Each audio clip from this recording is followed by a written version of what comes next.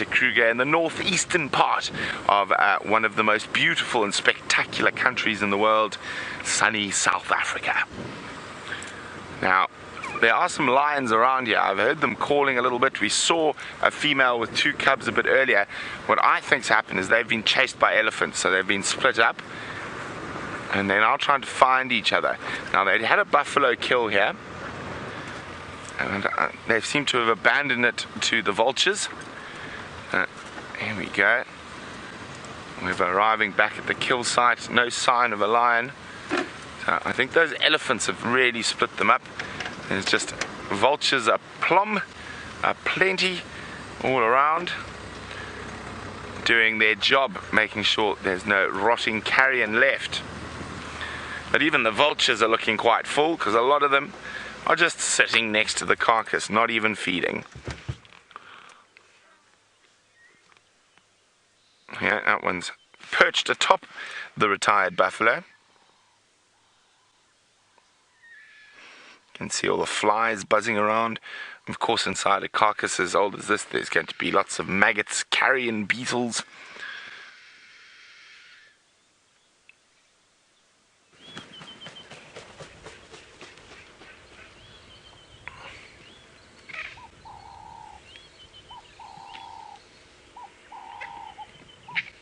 Now, a lot of you are wondering, why aren't there any hyenas here?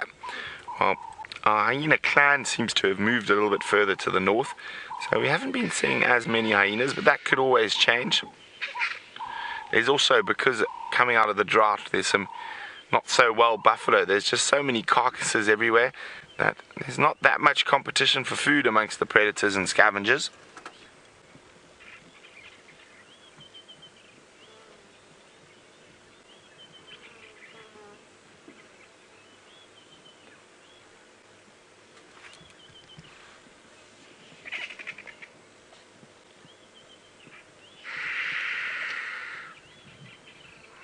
All those different noises the vultures make.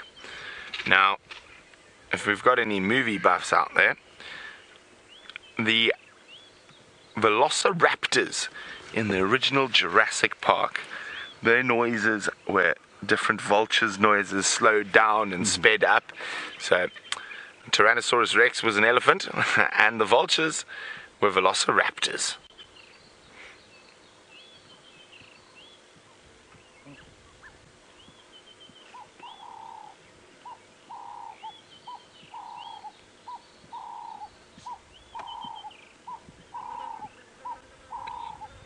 I thought I heard a lion call again, but I think that one was my imagination.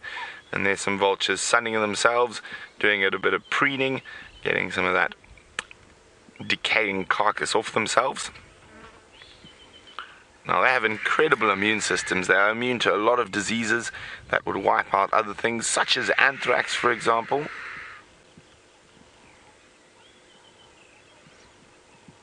Now, you can hear something that it sounds like heavy footsteps. It's actually the vultures pecking at that carcass.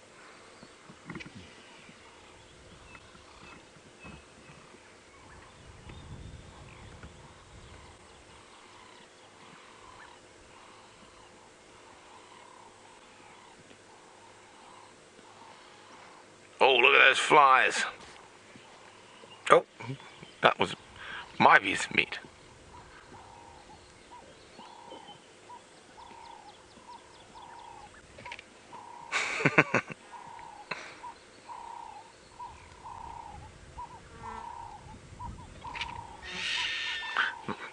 Not too serious. Now, if there was a bit more pressure for food, you'll often find these vulture squabbles can be far, far more serious than this.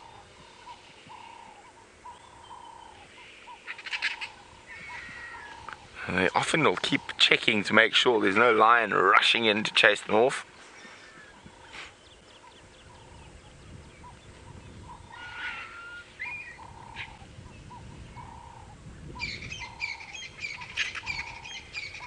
And everything has its place out here in the bush. And here we're sitting with the disposal crew, the cleanup crew. Now, of course, they don't work alone. As I said, lots of maggots and carrion beetles.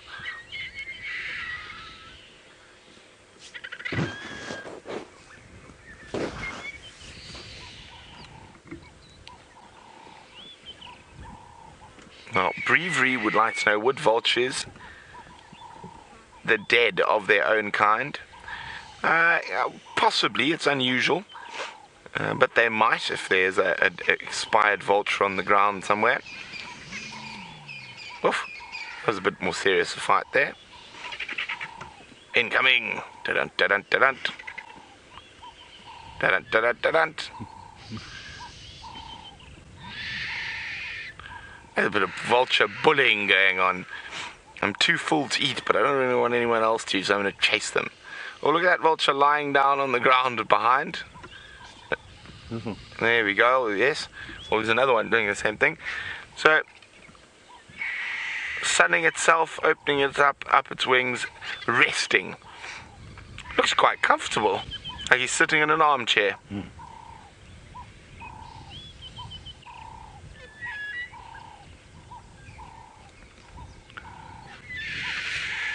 I think let's leave the vultures to their breakfast and carry on with our endeavors, see what else we can find. Remember, hashtag Safari Live on Twitter, or pop us an email, questions@wildearth.tv, if you want to ask us any questions.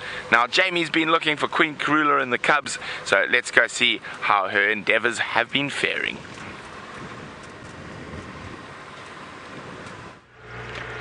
Well, so far the endeavours, unfortunately, are unsuccessful. But guess where we are? Back at Treehouse Dam in Treehouse Waterhole, or about to be. Still think it's definitely one of Karula's favourite spots, and we know that she's in the vicinity. Tax has arrived as well with his tracker Fanuti. So between the now, what's that? 1, 2, 3, 4, 5, 6 of us. One of us has got to find her at some point. She's here somewhere. Oh, cute. I wonder if it's going to stay now that it's realized it's been seen. I wonder if I can get a position where we can see it. Aww. Oh, there's 2 of them. A pair of sleeping duiker. And obviously been spending their morning tucked up. Much like the dwarf mongoose, they've been little late risers this morning. Hidden in their perfect spot, and that's of course how little antelope sleep, tucked together in their monogamous pairs, right up against something like a fallen tree or a thick dense bush, somewhere that they can feel slightly safe and protected while they doze. And unlike the impala, they don't have the protection of the herd, just each other, and they live together in a male-female pair in their tiny little territories, essentially spending most of their days separate from each other, marking their territorial boundaries, feeding, browsing, digging up whatever they can find to eat, and then they come together at the end of the evening in regular little sleeping spots where they can spend the night in relative security. But as I said, they've only got each other, and they don't have the advantage of safety in numbers, hence why you will never ever find a duiker sleeping out in an open area like Quarantine, which is of course what a lot of our antelope do. Wildebeest, even zebra, impala, on a night like last night where the clouds are covering the moon, there's no ambient light at all, it's dark, it's windy, you'll find the herd animals go and sleep out in the clearings, in the open areas, because lots of eyes means lots of security. But it doesn't work that way with the duiker. They've got to take care of themselves. Steenbok, exactly the same principle. And slowly but surely, the animals of Djuma are waking up.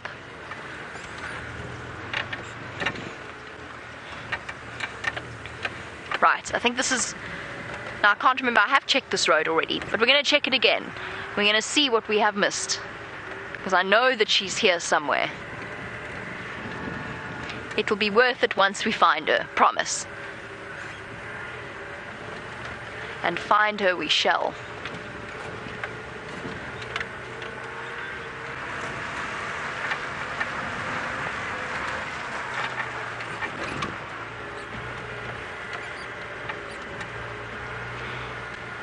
And Bree, you wanted to know what the hardest animal to track is. And the answer to that, sorry, I just want to see what that roller's doing. I think it's got a nest in that dead tree there. Let's just have a closer look. Sorry, I'll get back to that question in a moment. Yep, definitely. That lilac-breasted roller has got a nest in that dead tree, in the hollow there. I don't know whether it's excavating or no, it's feeding. It's definitely feeding chicks. You can see the way it's hovering and sticking its bill in regularly. It's obviously got little ones in there. And there we go, there's 1 and 2, mom and dad, keeping the little ones fed and healthy. The perfect spot to hide your chicks, in a hollowed out dead tree. Borers or holes made by borer beetles and termites and other such insects make for a perfect secure spot. Of course, one of the only things that will be a threat to these lilac-breasted roller chicks would be something like a harrier hawk or maybe a snake or something similar. Remember, if you cast your mind back, those of you who've been regular viewers for many years, if you cast your memories back to about a year ago when Scott found that lilac-breasted roller nest in a marula tree, and that one was low enough that we were actually able to have a look inside. And we learned a great deal about the fledging time of lilac-breasted rollers. If I try and remember the numbers off the top of my head, it's something like 19 days incubation and 34 days to fledging, from when the chicks hatch to when they have their feathers. And we were able to actually monitor that particular nest. And I've been keeping an eye out to see whether or not they've returned to that particular marula tree. Haven't seen any sign of them yet. But it is a bird that will return and use the same nest sites year after year. I was looking at, while we were on leave, we were with friends of ours with a very small child, and she only speaks French. We were doing all of the different, we were scrolling through photos on Brent's phone and doing the animals, and we were doing, it was wild dog, going through the pictures that Brent had. There's some thickneys, sorry. I'm just going to see if they're going to pop. Oh, they're racing away. That's a nocturnal bird species. Look like spotted thickneys. Sorry, I'll finish the story in a moment about the little girl who's too gorgeous for words. A thickney, swishing its tail, also used to be known as a dikop, or a thickhead. Nocturnal birds with wide eyes. We hardly ever get to see them during the day, so it's lovely to see them. We've obviously disturbed them slightly. There we go. Hold on, everybody. Sorry, I need to chat on the Game Drive comms. Are you calling me, Orbs?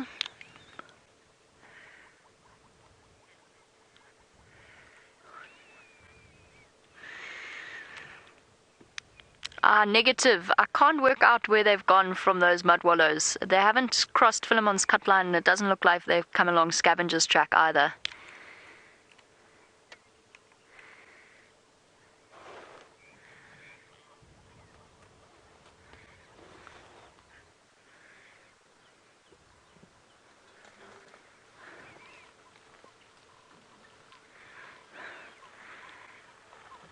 Okay, copy. I'm sure they're not far. Maybe in that Skova that runs off Treehouse Dam, somewhere around there. The last track I had was just by that mud wallow. Morning. Good, thanks. How are you? Sorry to block your way. We've just been watching the rollers. Cool. Yeah, we're going to see Karula's tracks come into this area, so she's somewhere here. You can keep your eyes peeled. Cool. Okay. Cool. It's lovely to have you driving around. Yes. Cool. Enjoy. I'll let you know if we have any luck with the. Cool. Okie dokie. Cheers. Bye. What was I talking about? Oh yes, the lilac-breasted roller. Anyway, so we're going through, and yes, it was the little girl. Little girl of friends of ours. She's 6, but as I said, she only speaks French, but she knows obviously a few English words and the names of animals. And we got to the lilac-breasted roller, and she went, bird. And we went, yes, okay. And she started doing the colors. And obviously it was blue and green, and then it was white, and then pink. And then she started with, and I mean, it was just so incredibly appropriate, mauve and indigo and scarlet. And she started getting incredibly specific with the colors. I was so incredibly impressed, considering this girl only speaks French. Her grasp of colours was truly well developed. I think perhaps she's got a future somewhere in the art world, because I'm pretty sure that I didn't realise all of the different nuances of the various colours when I was that age, and especially not in my second language. I was most impressed with her. It was too sweet. Leopard, leopard, leopard. And Karen, yes, absolutely. The lilac-breasted rollers are probably one of the most beautiful birds that we get out here.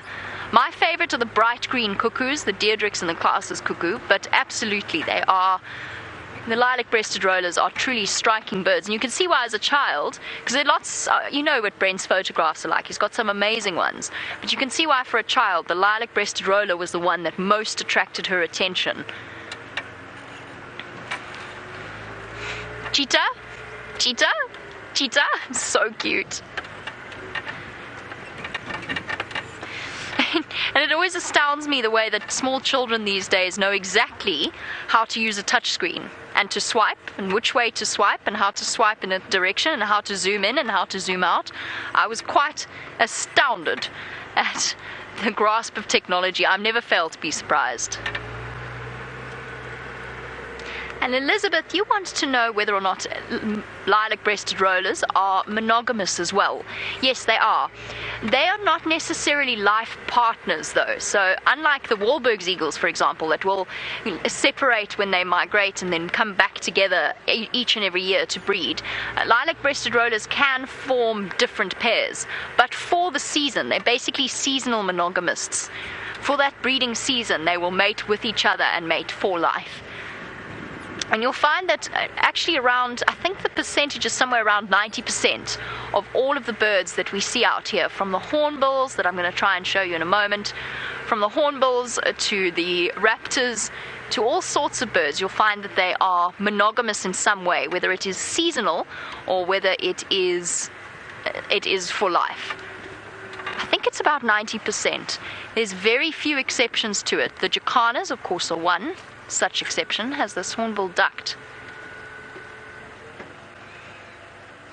Yeah, this hornbill is playing hard to get. Luckily Brian's... Oh! Well, we tried. It was a grey hornbill.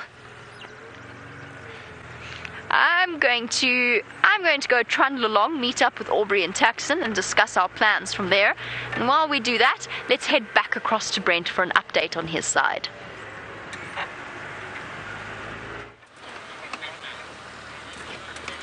So Dave and I have decided to meander down the Mawati. Who knows, maybe Queen Karula's come this way, and maybe we'll find the ever-elusive white-throated robin. And it is heating up, so you could find quite a few animals seeking solace from the sun in the shade around the Mawati River.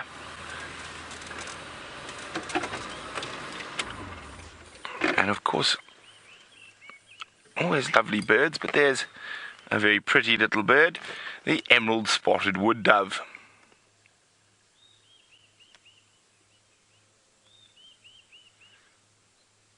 And I love the way the doves walk, specifically the wood doves. They don't ever seem to have a pan. They're sort of, oh, and there's a flower. We'll come back to that. That's not moving. And they sort of zigzag. They don't ever walk in a straight line. And when you find their tracks on the road, they're all over the place.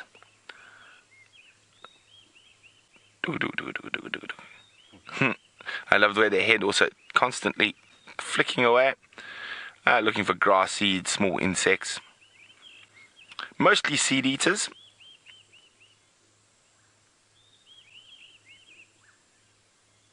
Oh, busy little bee.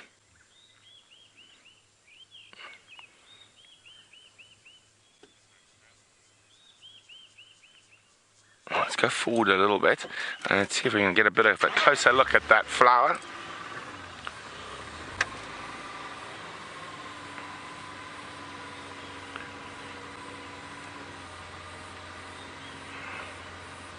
There it is, a little purple flower.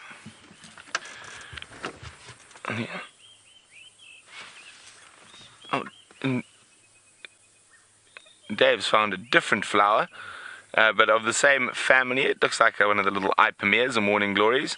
There's a little white one there, and if we come out and up the bank a little bit to the right, there we go, up the bank. There we go. There's a little blue one. Very pretty. Not too many wildflowers about just yet, but I think one more bout of rain and we should be quite inundated with them, which I'm very much looking forward to.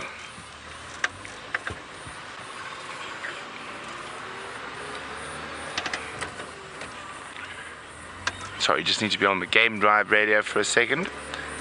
Ephraim. Yeah, if that audio was around, I'd say somewhere between, I think it's Pipeline Road, First Rock.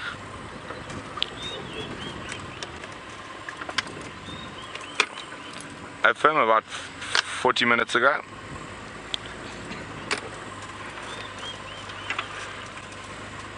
Okay, now no sign of any leopards yet. Sorry, I was just letting Ephraim know, while we were sitting with those vultures, we heard a buffalo in distress. Now I think the Birminghams might have caught another buffalo in a Torchwood. Let's have a look. Any leopard tracks here, Dave? Doesn't look like it. No, let's keep on heading down the riverbed. Now I wonder when Woodland's kingfisher arrives, and I also want to check for another kingfisher species that migrates, the grey hooded kingfisher, and last year they nested in a clay bank not too far from here in the Mawati River. Okay, now James, morning James, has requested one of my quizzes. Says they're always such fun. Okay, well, let's have a little think about what we're going to quiz today. A nearly impossible tree quiz, a mammal quiz. Why don't you guys let me know? What should the quiz be on this morning? Hashtag Safari Live or questions at wildearth.tv. What should we quiz you on this morning? Now, we're in the elusive white-throated robin territory. Now, we've only managed to get it on camera once, and that was actually with Dave. And that was just down here, so I'm listening, see if we can hear him.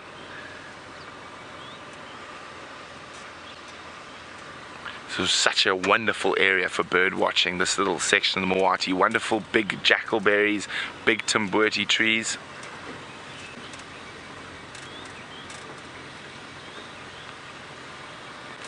Now, if we even just stop and listen,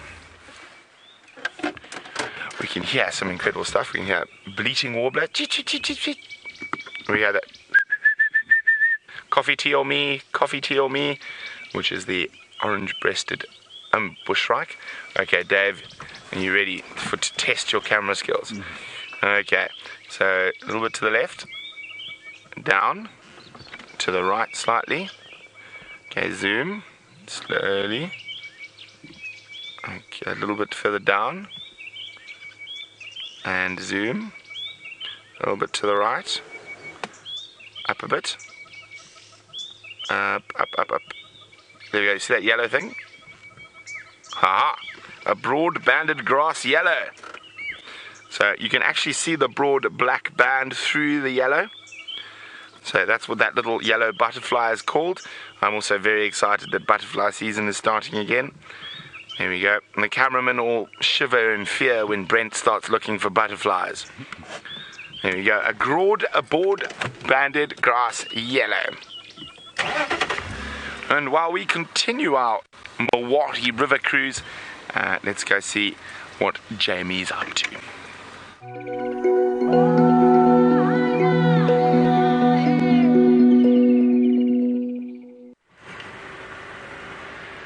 And as we trundle along, a big welcome to any new viewers that we might have that have just jumped on board.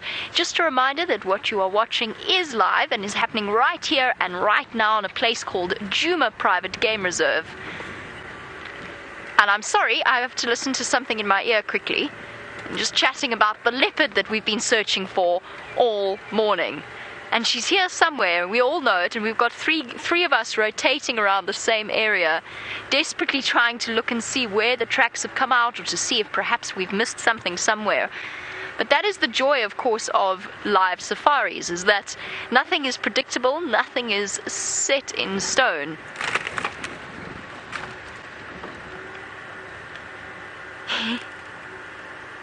I'm sorry, I just have to listen to this. And Texan's laughing, he's saying this is bizarre, we can't find where she's gone. And I have a feeling it was her. She was looking at me. It's just a question of where she went from there. Karula's not a nervous leopard on foot. She doesn't run away, but she will, if you're on foot, she might have moved away from me. I didn't see her though. And it's one thing to miss one leopard, that's easy to do. It's another to miss 2 or 3. Ah, this cuckoo's gone. Lots of cuckoo activity. Just want to listen for a second. Where did she go?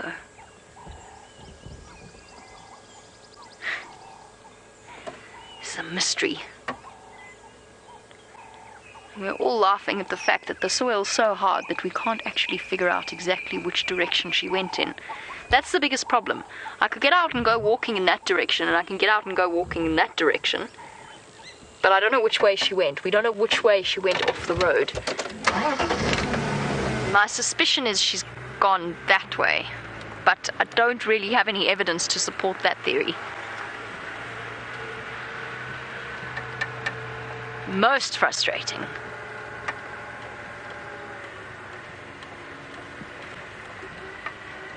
Be naughty and take a chance in here.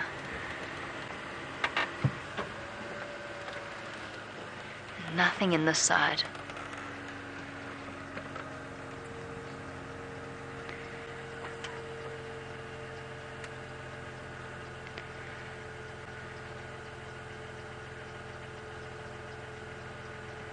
Okay.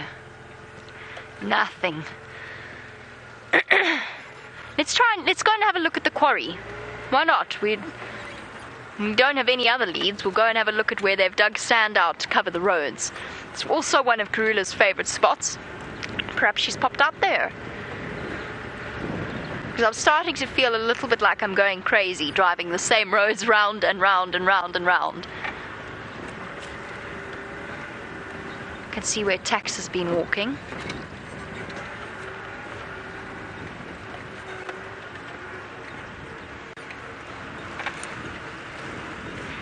And question coming through from JDG, you want to know how old Karula is.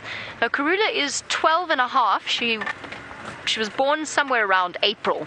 So she's 12 and a half now, turning, well, I suppose you can count, sorry. I was about to say turning 13 next year, but that kind of goes without saying. So she's 12 years old, and to have raised 4 litters successfully and to be on her 5th and looking very much like she's going to manage to raise this current set to adulthood as well is a tremendously impressive achievement for any leopard. It's almost actually an unprecedented record for a female leopard to have managed that. There are so many dangers and difficulties that face a female leopard raising her cubs all on her own, that the fact that Karula's been as successful as she has is remarkable. So she's raised 4 to adulthood, and this area is actually kind of dotted with her offspring, from Shadow to the west of us, Tundi to the east of us and south of us, Kunuma, Quarantine, Shimbambalana. A lot of her offspring have stuck around in this area, which is wonderful, because it means that viewers have been able to watch the legacy of Karula for years and years and years. It seems as though Aubrey had exactly the same idea that I did, which was to come and check this quarry. Go and investigate. Let's go right in, why not? It's a good place to hide if you're a leopard. These nice rocky sheltered areas.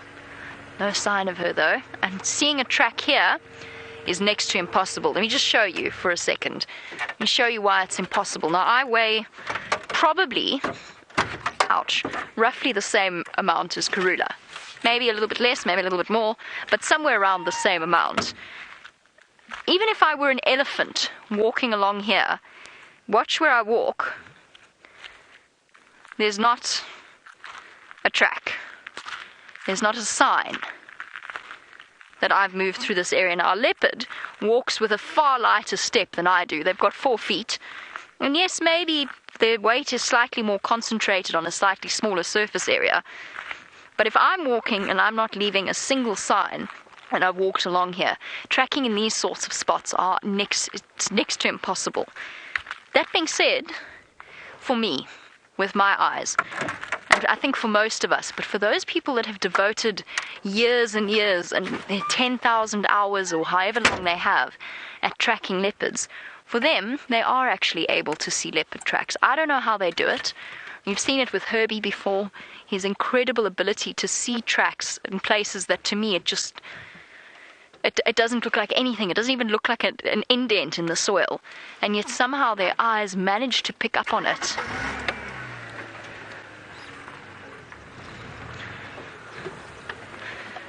Okay, I think it might be time to start moving our search further afield. I think we've been abandoned. I think Taxon and Aubrey have given up. I don't blame them. They've got guests on the back who want to see things. Ah, Karula. Where have you vanished to? I still don't think she's gone too far. We'll go and check along Twin Dams Road, see if she didn't pop out there. I've checked all the way along Weaver's Nest, so she's not there.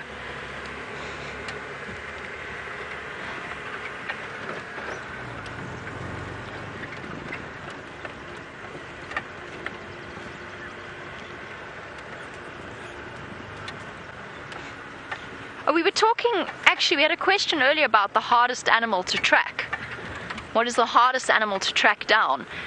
And the answer to that is probably, in terms of the big animals, a leopard would be, in terms of the animals that people come on safari to really want to see, unless they're seasoned safari goers, a leopard is the most difficult. When you start learning to track, you kind of teach yourself to track and trail larger animals, buffalo, rhino, elephant, creatures like that it's a lot easier. In fact, on a dewy morning, on a summer morning, you can actually see the paths that they've walked where they've disturbed the dew. But a leopard walks with a feather-light tread. So they're definitely the hardest of the... And I mean, we could be facetious and say that something like a bird might be the hardest to track. But I think a leopard is probably the most difficult.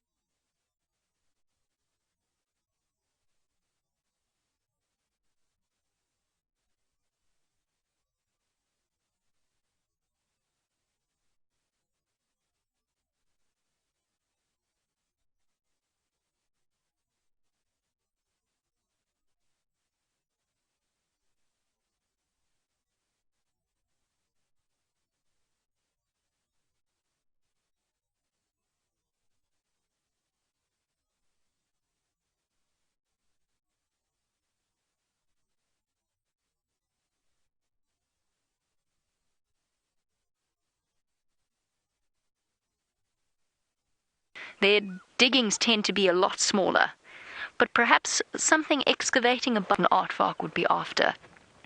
So just one of those mysteries. The soil's hard, so there's no sign or tracks of an aardvark. It's been rained upon, so it's not fresh. But it is interesting. I'm just talking about the different tracks and signs of the bush. Okay, mystery hole. Goodbye.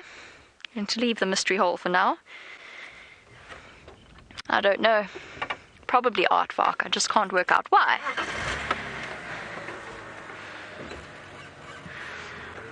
Right, while I continue the search for the mysterious Karula, Brent has been equally mysterious this morning, and he's found something to ask you about.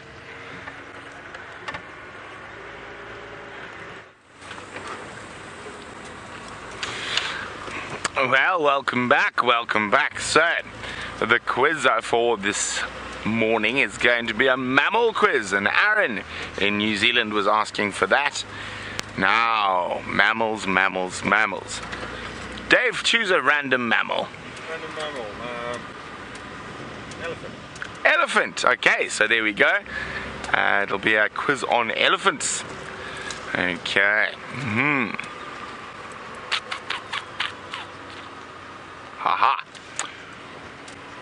At the current moment, which reserve in Africa is said to have the largest body-sized elephants in Africa? So when I say that, the heaviest and tallest at the shoulder. Where will you find the largest body-sized elephants in Africa? If you know the answers, quick, hashtag Safari Live on Twitter, or type even faster on your email to questions@wildearth.tv. Which reserve in Africa is said to have the largest body-sized elephants, tallest at the shoulder and heaviest in weight?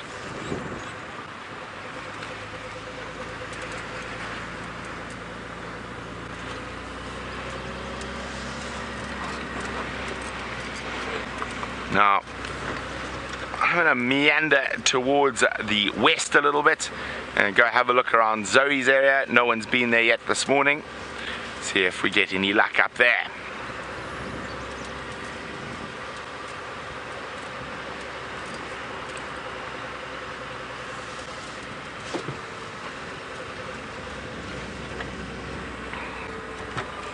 Of course, the wonderful thing about being on a live safari is that you never know what is around the next corner. So hopefully it'll be something magical, although it is just magical being out in the African bush every day.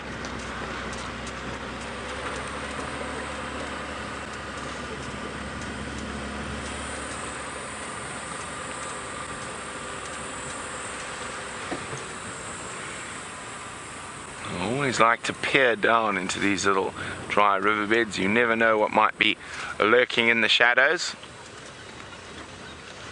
Nothing right now.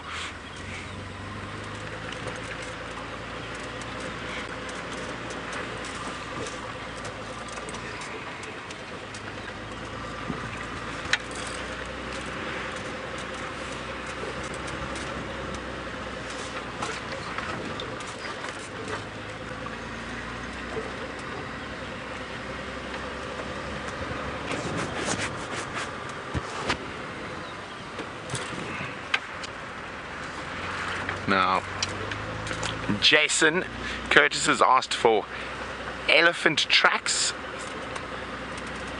So we are looking to see if we can see a nice big elephant track. So first answer in for the elephant quiz is incorrect. And it is not Botswana.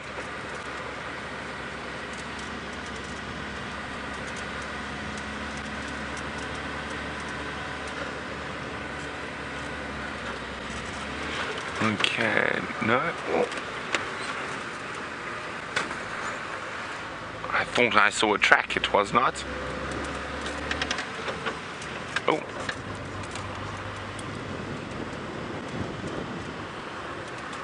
Just trying to, sorry, Andrew's looking for an update on the Nkuhuma Lions. So I'm just going to let him know on the last, what we saw.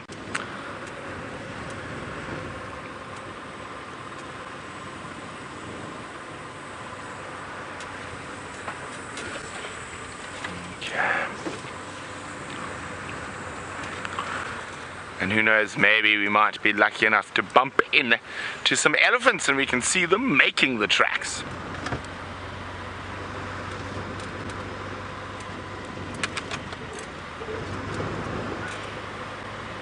Now starting to warm up, we might start seeing some birds of prey in the air as the thermals start winding up.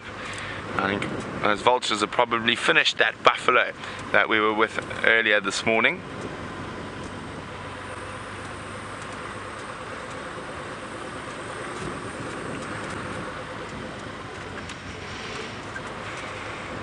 Now we can only hope the hyenas are going to move back soon.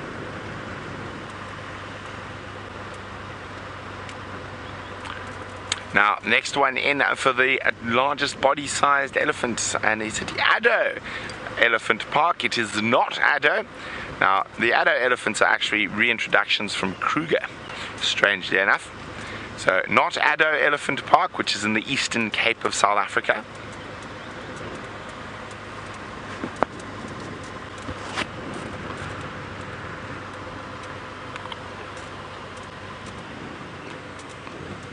Just impala everywhere, and I'm just keep scanning for a baby.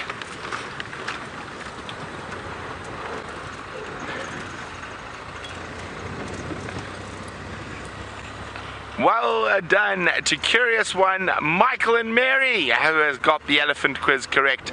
It is indeed Tembe Elephant Park in northern KwaZulu-Natal. Now, we've just been speaking about the world's largest land mammal. Let's go to Jamie with the world's tallest.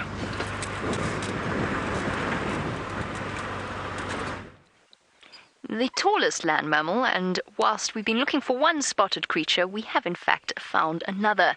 And not just one, but in fact an entire journey of giraffe. And from what I can see, all young males.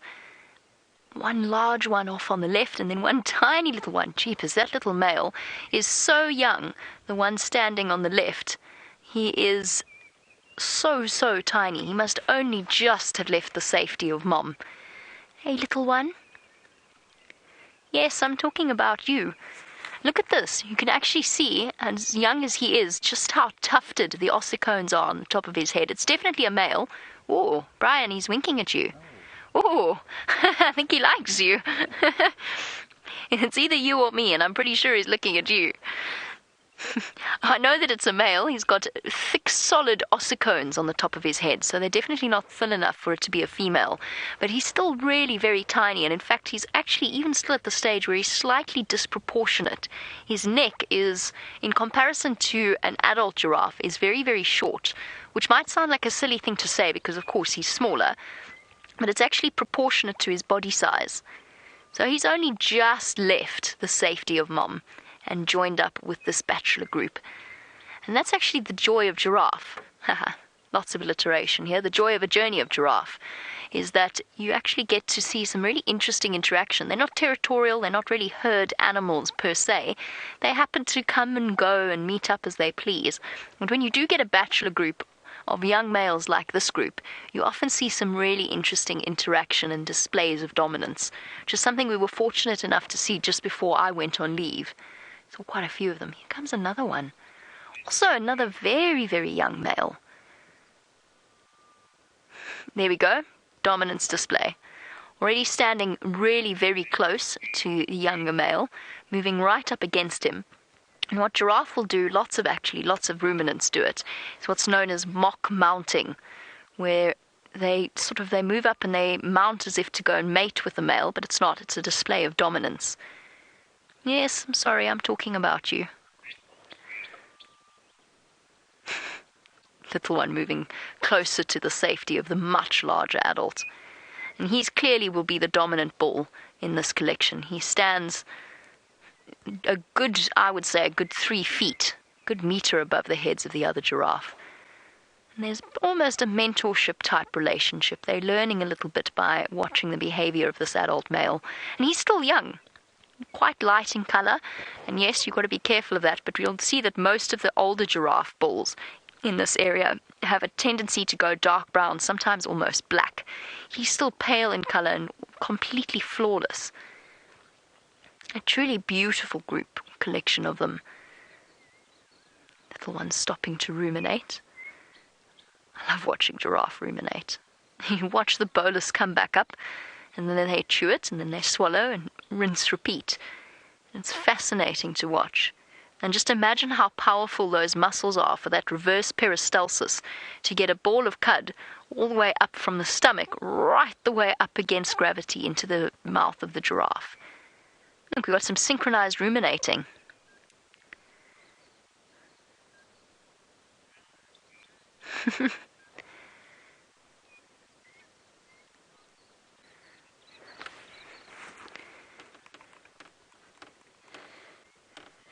Anna Regina, watching on Periscope, you say this is adorable. I agree. I think giraffe are adorable. They're one of my mom's favorite animals. She loves to sit and watch them. It's something to do with those gentle eyes and the long eyelashes. I can completely understand why. They are fascinating to just sit and watch. And the nice thing about giraffe is that generally they're animals that are incredibly comfortable with vehicles around them.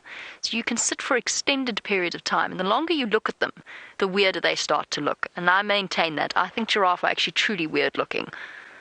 If you sit and watch them for ages, their face starts to look really odd. They've got such odd-shaped noses, and of course perfectly designed for what it is they do and the way that they survive. Here's an interesting thing for those of you who are new to these live safaris.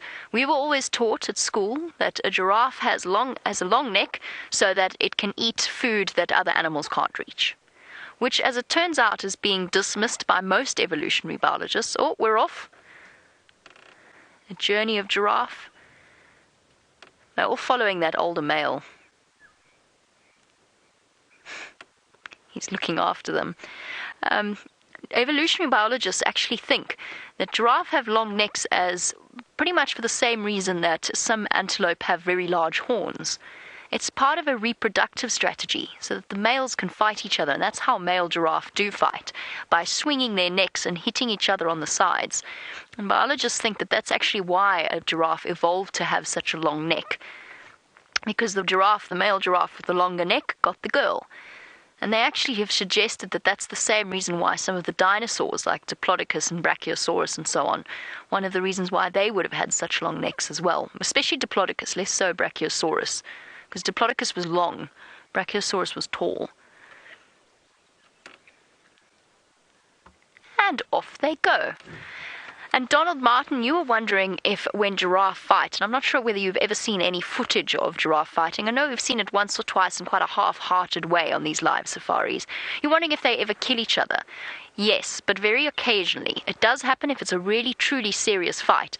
The power of those necks and the momentum that they gather on the sort of the length of the neck, it creates a very powerful blow. And what sometimes happens is that the male, the victor, will sweep the feet out of the giraffe that it's attacking, and as soon as the giraffe falls down, it actually can't control the movement of its head. So what often happens is, not often, occasionally, very rarely happens, is that they fall down and they knock their heads, and that can actually kill them. It's unusual, but it does every now and again happen. But if you see a giraffe after a really, truly serious fight, you'll see they've got massive internal bruising. You can see the bruising all along their bodies, and it actually breaks the skin very regularly. Now, I'm going to go and search for a different spotted creature. In the meantime, Brent has found another feathered friend.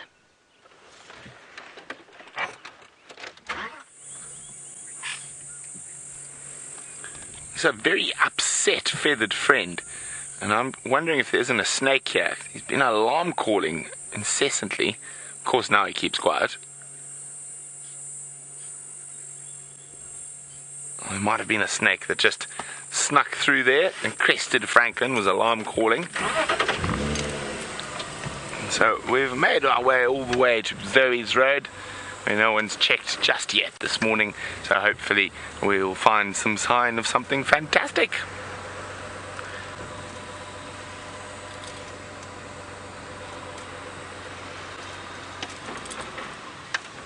It is amazing what a difference a couple of weeks makes and how green it is. Still not that real big grass flush just yet, and we probably need 1 or 2 more rains to really get a nice carpet of emerald green along the ground.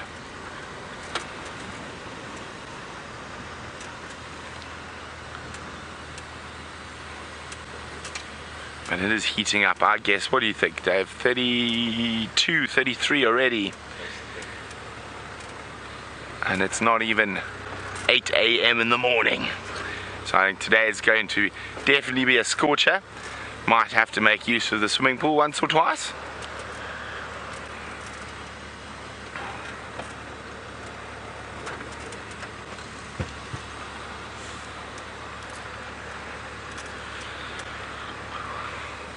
Hi, Aaron.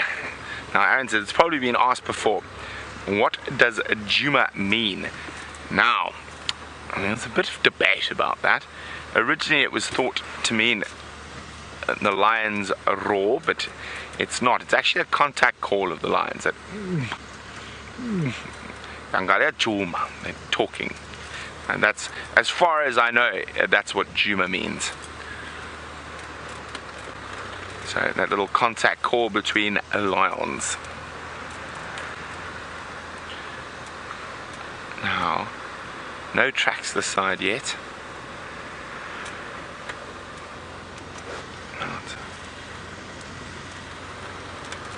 I'm hoping we might find some ellies. I've been looking for an elephant footprint and there just don't seem to be any around.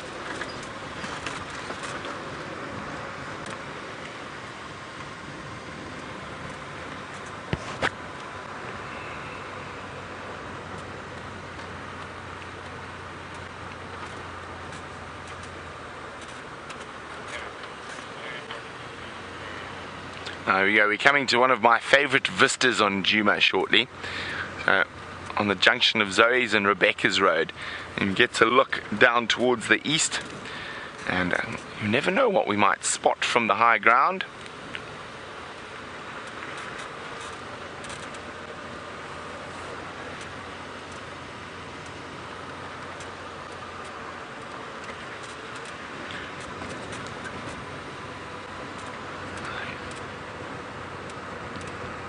Okay, here we go. And what are we going to see from the vista today? I think we're going to see a waterbuck.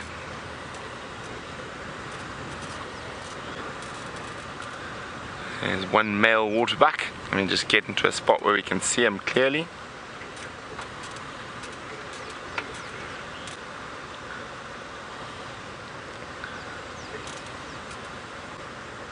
There we go. Here is the nice... Oh, where is he? He just keeps moving behind bushes. Well, we made for him to keep moving.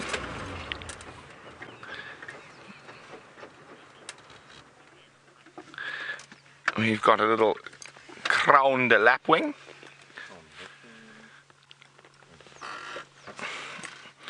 Here we go.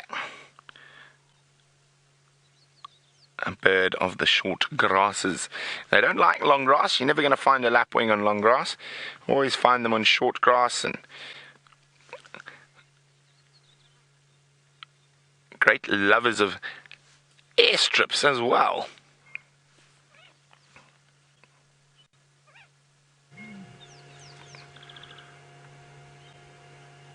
Very pretty little bird. Where's this waterbuck? There he comes. Slowly but surely out of the thickets. Here, big male waterbuck. I was hoping maybe to spot some elephants from up here.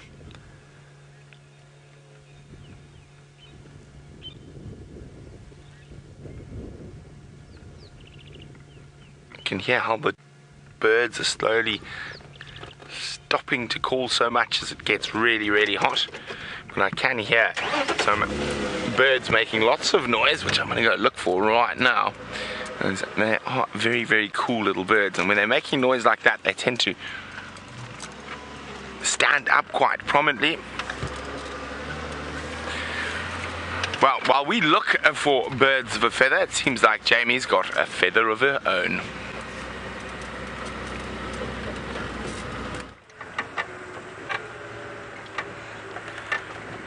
Alrighty, well, I have absolutely, unfortunately, no idea what Brent was talking about because I cannot hear Rebecca clearly, but I did catch the word live, so I'm assuming that we are, in fact, live. And we've got something, speaking about the heat of the day. I know Brent was saying how the birds have gone quiet because it's getting so hot. Here's an animal that's found themselves a really good spot to spend their, sort of, the rest of their day. What have we got here? We got some young boys? Or is it a whole bachelor herd? What have we got? Oh no, it's the remains of a breeding herd, actually. Hi, guys. I want to stop between you and water. Shame. Some very hot, very tired-looking buffalo. A young male there, and then a couple of... one female. Whenever you see one female like this, and I know immediately she's a female just by the amount of hair around the base of her horns, whenever you see a female like this separated from the main body of a breeding herd, you immediately can draw a conclusion as to what those buffalo have been through. And almost invariably it's been chased by lions. She looks absolutely stunning. You don't often say that about buffalo. There are a lot of things, but beautiful I don't think is necessarily one of them. And in that glowing backlight of the morning, they actually look really stunning. That rich brown coat. And of course, all of our buffalo really struggling to sort of get back to the condition that they were in before the drought. 2 very hard years of very little food and grazing and water. And as a result, we're seeing lots of prominent bones. They will survive. Not all of them, but the strongest ones will. And we'll see a massive recovery in population over the next few years. And for the Nkuhumas, this has been an absolute boon. Hello, guys. They're browsing, which is always interesting. And we see it happen. Buffalo are bulk grazers. They don't really have the digestive system for feeding off leaves. But that being said, buffalo don't read the textbooks. And so nibbling off fresh green leaves is probably one of the only avenues open to them in terms of actually managing to find the nutrients that they need. There's very little grass to actually sustain them. Most of the greenery is perennial plants. Oh, where's that oxpecker gone? Ducked behind. As always, accompanied by their cohort of oxpeckers. There's a very heavy stillness in the air already. What time is it? 7:30. Unbelievably hot for this time of day. Oh well, summer is here. Apparently a dragonfly keeps photobombing us. Brian, did you see it? I did. You did see it. I did not. I do have a glare on my monitor, though. Apparently there's a dragonfly fluttering about as well, which makes absolute sense. Because this is a spot with lots and lots of water and mud wallows. And the oxpeckers have picked their favourite. And there we go. One of the females slowly but surely making her way towards one of those water holes to go and have a drink and to go and slack her thirst. So that's where the dragonflies are coming from. Predatory, fast-moving insects.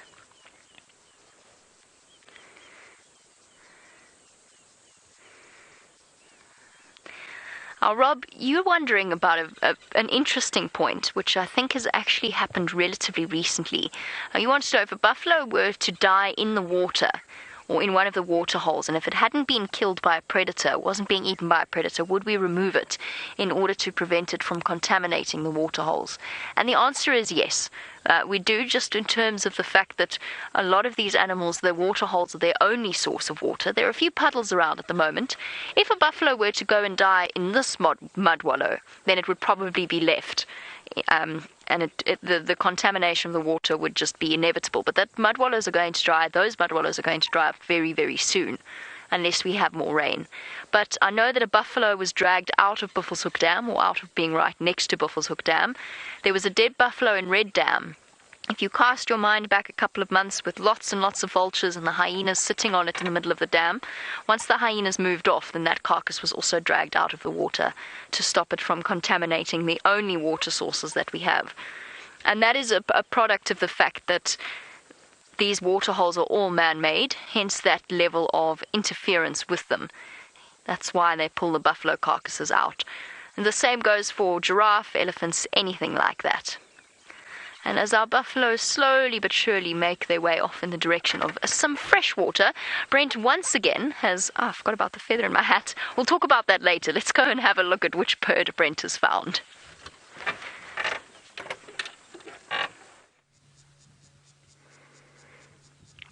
Oh, it was spotted by Dave. Oh, he's going to fly. It's a martial eagle. No, he's not going to fly.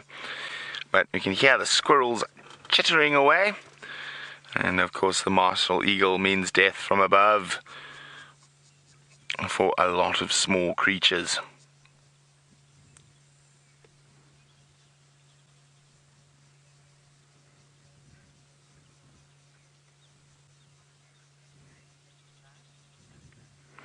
Now, it looks like he might have spotted something. Not sure what he's doing. Now, they generally fly quite quickly, so that's why we stopped so far away, to make sure we got a view of him. Let's get a bit closer.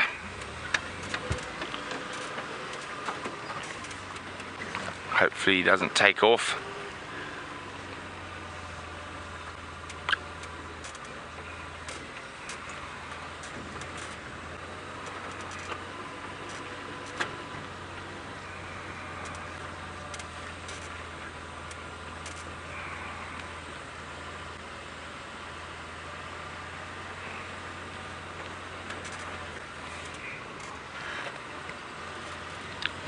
Come on, let's get there.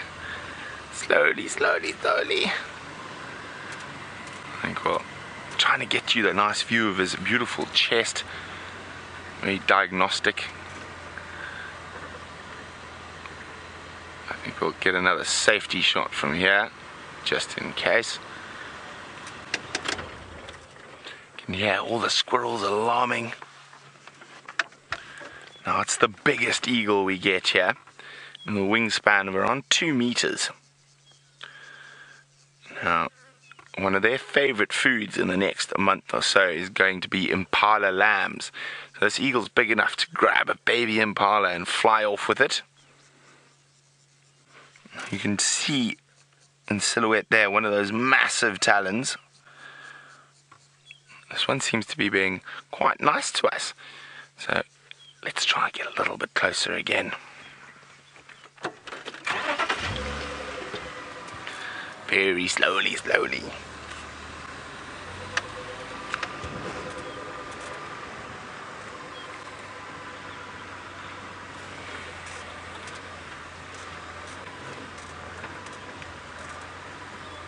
You ready, Dave? Just in case it takes off.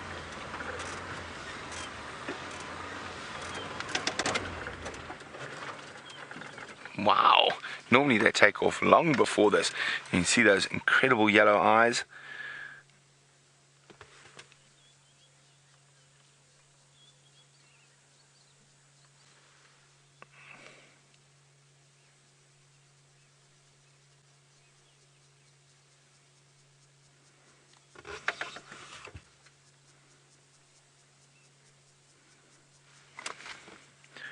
Now, just trying to see. Oh, look at that. Look at it turning around there. Okay, let's push our luck even more, Dave. Let's go. Try and get a nice frontal view of him.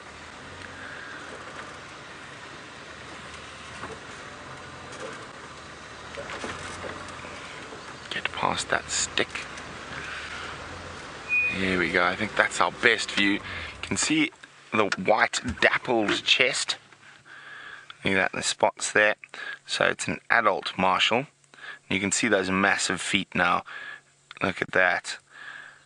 Now, another one of their favorite foods is monitor lizards. Now, it's not uncommon to find a martial sitting atop a tree munching on a monitor.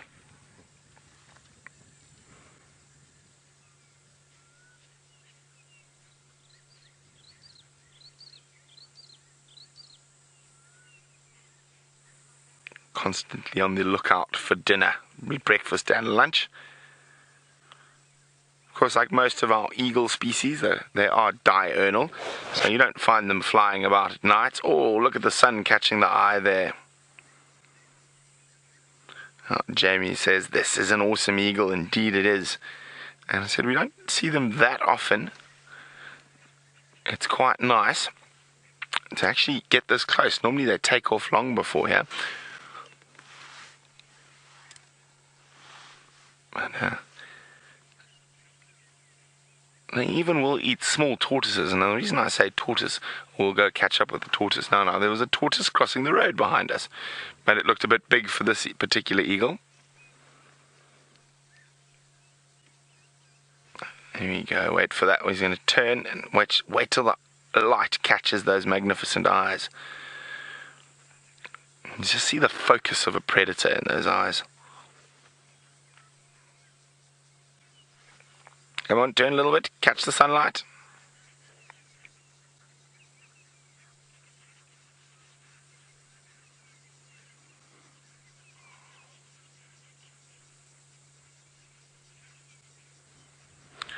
Now, sometimes they're seen in pairs, more than often seen solitary, even though they do mate in pairs, but they can cover vast distances, the martial eagles.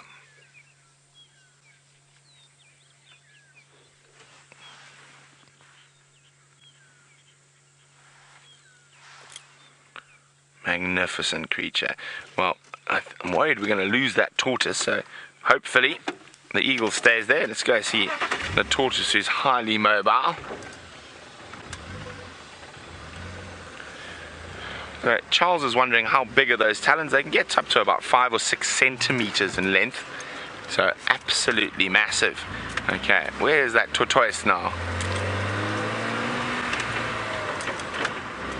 I saw him crossing the road around here somewhere. Maybe it was a highly mobile tortoise. Or he could have stopped under that little bush. Yes. Now where is he? Crossed around here.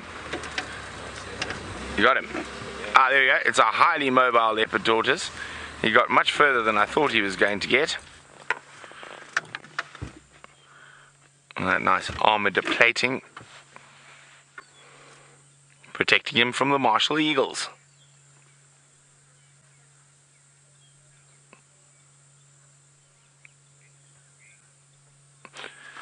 Now, as a lot of you might notice, we don't see any tortoises outside of the summer months, and they go into astation. So they don't go hibernate, but they don't feed. They just stick to an area and they'll just rest up. But now with this green flush and lots of pans around, we're probably going to be seeing quite a lot of tortoises out and about.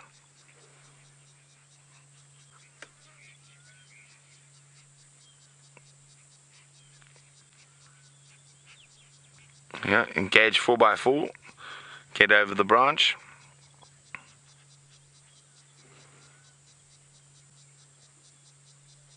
Oh, off he goes. That was a nice little interlude. Oh, and while we've had our backs turned, the martial eagle has departed.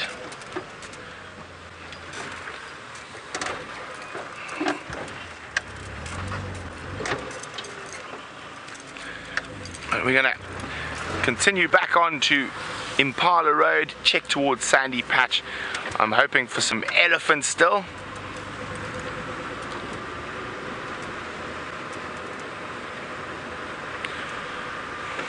Now, Anna Marie is wondering how much larger is a martial eagle than a fish eagle. Considerably larger, Anna Marie. Probably in weight-wise, a good couple of kilograms, height, probably a good 10 centimeters or so. I will double-check the exact figures for you.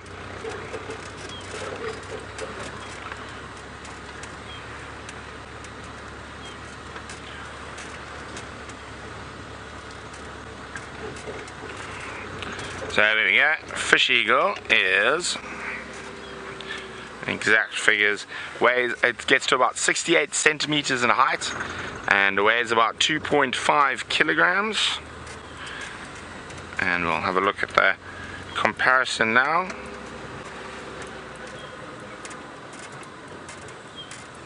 Oh. Okay, now we're going to find the martial eagle. Whoopsie. There we go, martial eagle. So about double the size. So, and height-wise, gets to 81 centimeters. So, I get 10 to 15 centimeters bigger. In weight, double the size, gets to about 4.5 to 5 kilograms. As a fish eagle's 2.5.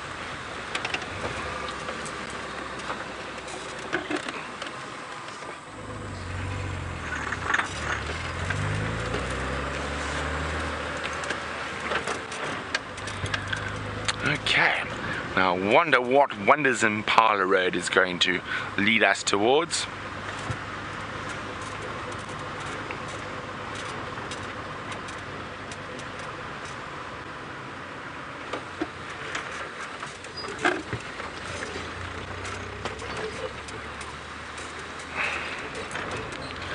Well, it seems to be no Ellies around here today, so I think I'm going to start heading back towards the north slightly.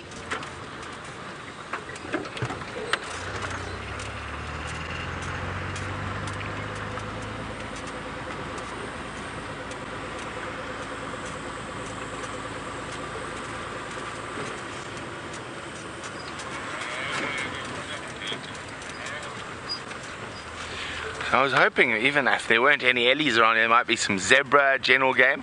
I think Quarantine might be a good spot to go check.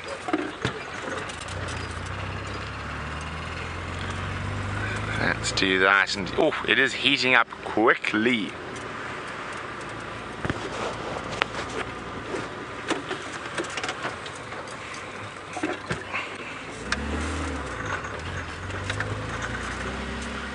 And I wonder where Queen Karula is. She's got to be around somewhere. And we're pretty sure she's on Djuma, but she just managed to give us all the slip this morning.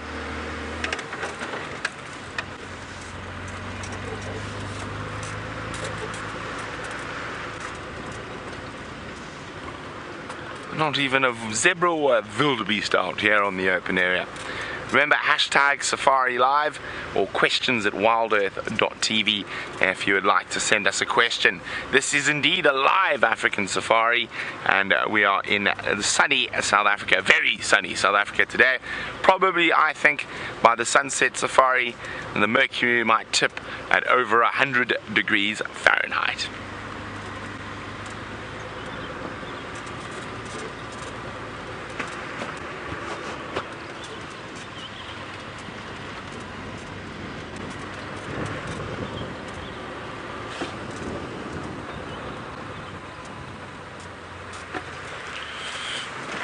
Hunters wondering how many dams or water holes do we have in the Kruger.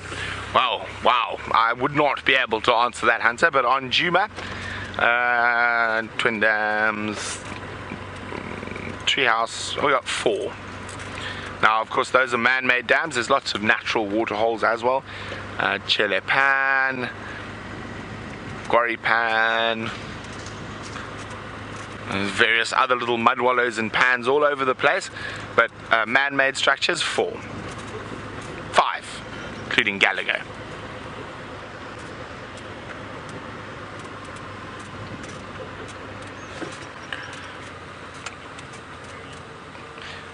Now, Marie's wondering, why is Treehouse Dam called Treehouse Dam when there's no treehouse there? Well, there used to be a treehouse many, many years ago. So Treehouse Dam is actually one of the only natural seeps where water seeps through from the earth in this area. Now, there was a treehouse, a hunting platform there in the 50s and 40s. Of course, the hunting hasn't been happening since the 60s in the Sabi Sands, so the treehouse slowly just disintegrated. There's the odd piece of wire and a pole up in the tree. Next time I'm there, Marie, remind me, and I will go show you what is left of the treehouse at Treehouse Dam.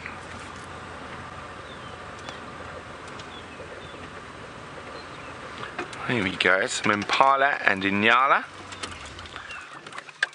First animals we've seen in quite a while.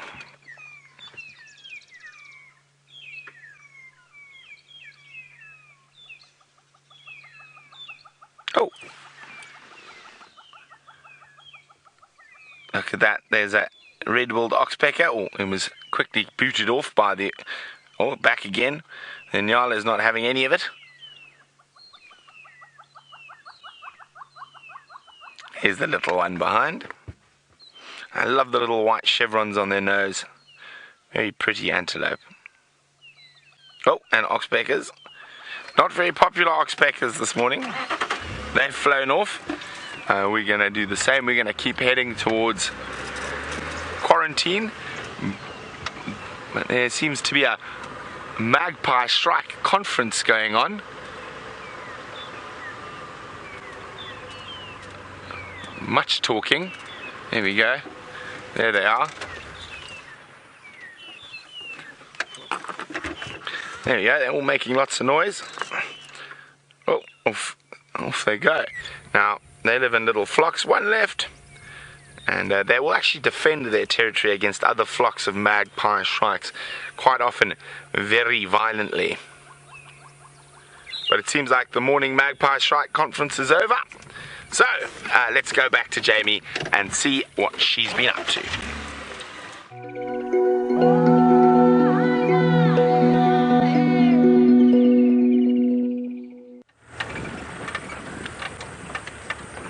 And so we continue the search for the Queen of Djuma. Aubrey's been out on foot walking in the block. We've been trying to give him a hand by circling. Okay, we might have circled once or twice more than I intended to, but we've circled the blocks repeatedly. We've managed to confirm that she is definitely inside one particular patch of vegetation, and now it's just a question of narrowing it down. So I'm afraid to say, and I'm so sorry if it's not exciting, but I think everything's exciting, and we've got the prospect of a leopard, so it is exciting. But we are going back to the point where we left the tracks and where Aubrey's gone off to go and find her. And if anyone can help us find her, Aubrey and Taxon can. They've come to know the animals exceptionally well. It's a good... I'm still hoping. I know we're getting to the end of the sunrise safari. And if we don't find her this morning, we'll search for her this afternoon. But I have a feeling we're going to get her. How many minutes have we got? 20. We're going to find her, Brian. No, there's 10 guys. We got 10. Yeah. Oh no, that's disastrous. Okay, so we're really cutting it fine. The great search for the Queen Karuna. It's taken up 3 hours. I'd have to go for a walk. Hello, little ones. Okay, so we'll chat a little bit about my peculiar headdress in a moment. Just stop and enjoy some time spent with the Inyala, since they're all standing so obligingly in the shade. Morning, little ones. Oh, there's a little male at the back. That's my favorite. I don't know why, but there's just something about the young, particularly the young spiral-horned antelope when they're males, that I find incredibly appealing. I think it's the gangly, fluffy look where they haven't quite transitioned between the sort of female colouring and the youngster colouring and their adult dark colouring. Definitely one of my favourite antelope to sit and spend time with. They are so beautiful. And pregnant, in the case of this large female. Right, so Anna-Marie wanted to know about the feather in my head, the feather in my cap, so to speak. I happened to pick it up on the road, and I've put it there for safekeeping, because otherwise if it goes in the vehicle, they tend to get, in my experience, they tend to get quite squashed. So your guess is as good as mine as to what on earth this particular feather happened to be. It's beautiful, that much I can say. It almost looks as though those are white fingerprints on the feather itself. And my guess would be it's something, I think it might be something like an owl. There's a fringe along the edges there that maybe, because the fringes of owl feathers, sorry, hold on 1 second. Sorry, Orb, stand by one. The fringes of owl feathers on the outside edge are slightly serrated in order to break the flow of air and therefore to allow for slightly more silent movement. But this I'm not sure if is just damage, natural damage that's been done. But look how beautiful this feather is. Look at the incredible detail and what miracles of biological engineering a feather truly is. I have no idea what this particular feather came, or which bird this feather came from. I guessed an owl, but it could have been something like a korhaan.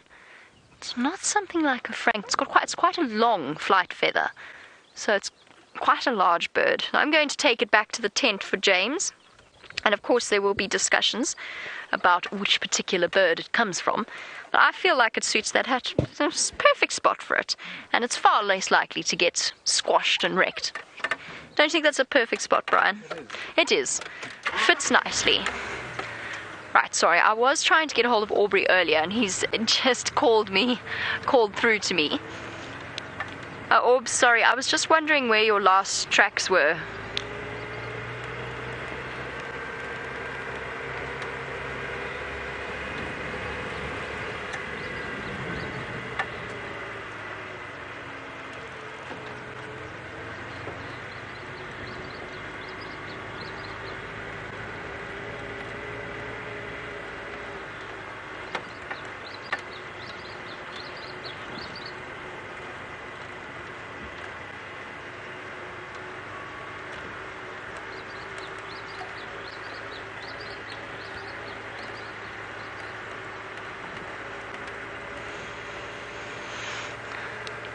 Okay, copy that, thank you. It's a mystery where she went.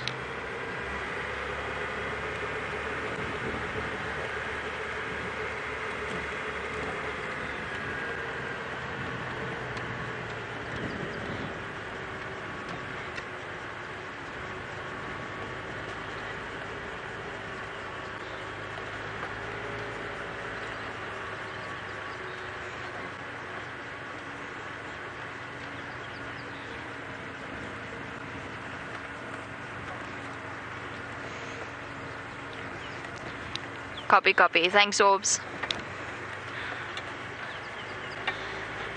Sorry, everybody. We're trying to puzzle out the mystery as to where Karula disappeared to with her cubs. We all agree that she's probably got a kill somewhere. Aubrey's walked in this block, he's walked in that block, and she just seems to have melted somewhere into the vegetation. So while we do one more chance loop in that area to see if we can spot her, let's go across to Brent, see if he's managed to get to quarantine yet.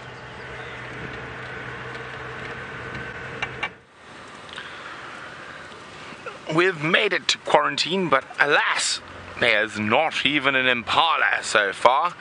But we're only halfway through the loop of the quarantine clearings. So we're going to keep going, see what else we can find.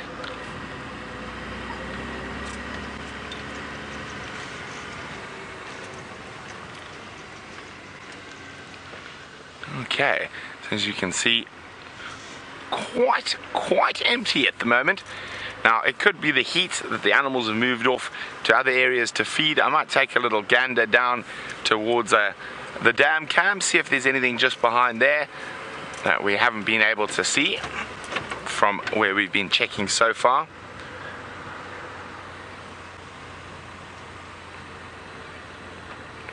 I can hear a Deirdre's cuckoo calling.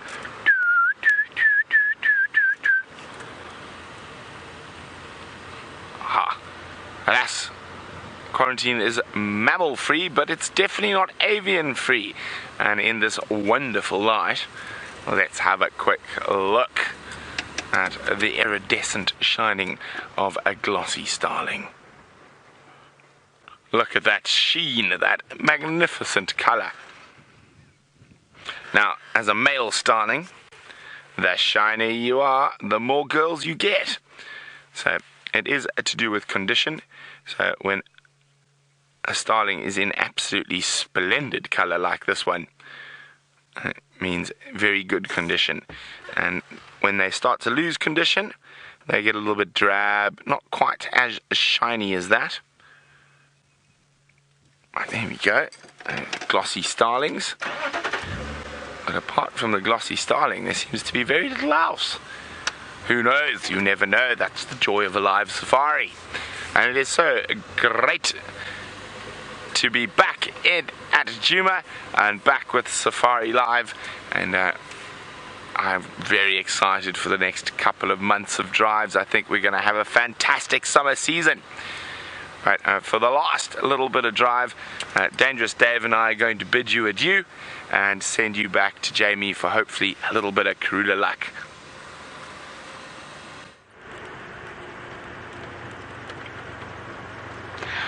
Right, Right, well, unfortunately, our search for the lovely Queen Karula has not been at all successful this morning. Despite 3 of us desperately searching for her, we'll just have to try again this afternoon. We'll find her on the Sunset Safari.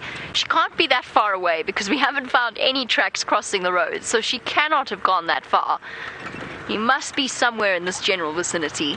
We'll just have to try again this afternoon, and perhaps even she might come through to one of the water holes for a drink, and we can start from scratch once again in terms of finding her. We know she's here. She's on Djuma. The Queen has returned. It's just a matter of tracking Her Royal Highness down. Hopefully she's got a nice big kill that will, especially as it starts to get hot, that perhaps distracted by game drive comms, and perhaps the carcass might even attract something like a tawny eagle or a batalier. And as soon as we see them perched in trees around her, we're going to have a much easier time of trying to track down where she is. We'll just have to wait until the Sunset Safari this afternoon to find out if we manage to find her. We will find her. Brian, is Herbie on leave? I'm not sure. Me neither. I haven't seen him since I got back, come to think of it. Might have to go and see if I can find Herbie. Perhaps we'll go for a walk in between drives, depending on what the day has in store for us. It is lovely to be back, though, and enjoying. I think today is going to be a pool day. There's going to be several dips in the swimming pool to cool down.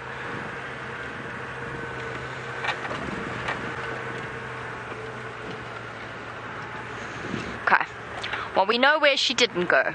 We'll just have to track down and find where she did go. In the meantime, however, it's time for us to return to the enormous breakfast spoils that Wild Earth always manages to provide. This time cooked by a lovely lady called Happiness, which I feel is very, very appropriate as she is providing breakfast. So on that note, it is a time for us to say a farewell and do all of our thank yous once again. Oh, and I might have to try and do this quickly because we're about to have a long chat with Aubrey. So a big thank you to Brian for his fantastic camera work, as always, as well as to Rebecca and to Jerry in Final Control, and I'm sure you'll all join me in welcoming Rebecca and Jerry back once again. And most importantly, a big thank you to all of you watching across the globe. I hope you had a marvelous time despite our lack of leopards, and I hope you'll join us for the Sunset Safari this afternoon. Until we see you then, have a wonderful day.